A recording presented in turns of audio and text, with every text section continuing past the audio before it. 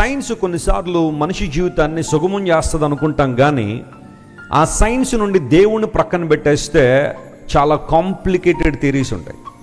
దేవుణ్ణి నమ్మినప్పుడే సైన్స్కి అర్థం ఉంది, విజ్ఞానానికి అర్థం ఉంది. నేను చాలాసార్లు మీకు చెబుతున్నాను, సైన్స్ గొప్పదా దేవుడు గొప్పవాడు అంటే ఖచ్చితంగా దేవుడే గొప్పవాడు. ఎందుకోసం అంటే ఆయన సృష్టించిన వస్తువులను ఆలోచించడమే సైన్స్. పక్షులు ఉన్నాయి కాబట్టి పక్షులను అధ్యయనం చేసే శాస్త్రం ఉంది. చెట్లు ఉన్నాయి కాబట్టి చెట్లను అధ్యయనం చేసే శాస్త్రం ఉంది. మనిషి ఉన్నాడు కాబట్టి హ్యూమన్ ఆంథ్రోపాలజీ అధ్యయనం చేసే శాస్త్రం ఉంది. నక్షత్రాలు ఉన్నాయి కాబట్టి నక్షత్ర శాస్త్రం, ఖగోళ శాస్త్రం ఉంది. జీవులు ఉన్నాయి కాబట్టి, లేదా సూక్ష్మ క్రిములు ఉన్నాయి కాబట్టి సూక్ష్మ క్రిములను అధ్యయనం చేసే శాస్త్రం, బ్యాక్టీరియాలజీ, ఇవన్నీ కూడా ప్రపంచంలో ఉన్నాయి. అంటే మానవుడు సృష్టించబడిన వస్తువులను ఆలోచన చేసి అవే గొప్ప అనుకుంటే వాటిని కలుగు చేసిన దేవుడు చాలా గొప్పవాడు అనేది బైబిల్ చెబుతున్న మాట. పౌలు మహాశయుడు కూడా అంటాడు, if you want to know the eternal power of God and his divinity, think about this universe. దేవుని యొక్క నిత్యత్వము, ఆయన దైవత్వాన్ని అర్థం చేసుకోవాలి అంటే, ఆయన నిత్యశక్తి మరియు దైవత్వాన్ని అర్థం చేసుకోవాలంటే సృష్టించబడిన వస్తువులను ఆలోచించండి. Think about them.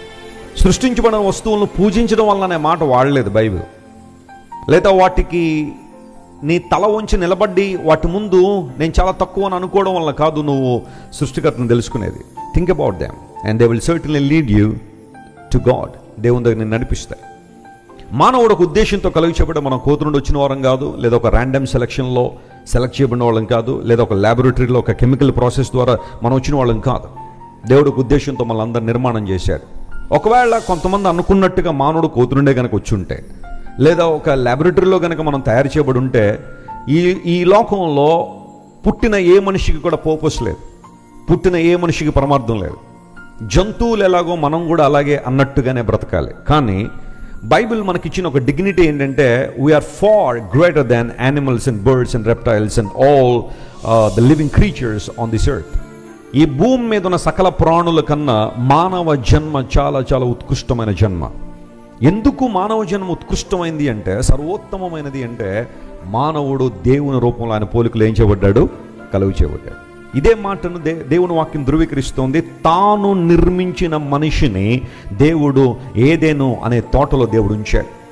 దేవుడు మనిషిని కలుగు చేశాడు కాబట్టి మనిషికి కావలసిన ప్రాథమిక అవసరాలన్నీ కూడా ఎవరు తీర్చారో, దేవుడే తీర్చాడు.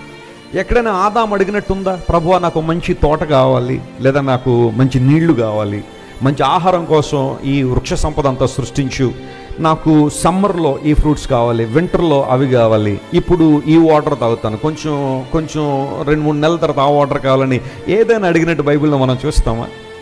God provided everything that Adam needs. ఆదాముకు కావలసిన సమస్తాన్ని కూడా దేవుడే ఏం చేశాడు, సమకూర్చాడు. ఆఖరికి తనకు కావలసిన సాటి అయిన సహాయాన్ని కూడా దేవుడే ఏం చేశాడు, తీసుకొచ్చాడు. ఆదాం ఎక్కడ అడిగి ఉండకపోవచ్చు, ప్రభువా నాకు సాటి అయిన సహాయం లేదు, చాలా ఇబ్బంది పడిపోతున్నాను, కొంచెం ఏదో విధంగా నాకు సాటి అయిన సహాయం కావాలని అడిగినట్టుగా ఎక్కడ మనం బైబిల్లో చూడం. కానీ God's plan is that God provided a beautiful life partner to Adam so that they could serve together. వారిద్దరూ కలిసి దేవుని ఆరాధించినట్లుగా, ఆయన గణపరిచినట్లుగా దేవుడు సాటి అయిన సహాయాన్ని ఆయనే డిజైన్ చేసి, ఆయనే ప్లాన్ చేసి ఆదాం దగ్గర తీసుకొచ్చాడు.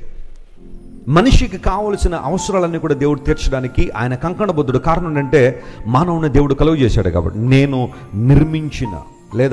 తాను నిర్మించిన ప్రజలను దేవుడు ఏదెన్ తోటలో ఉంచాడు.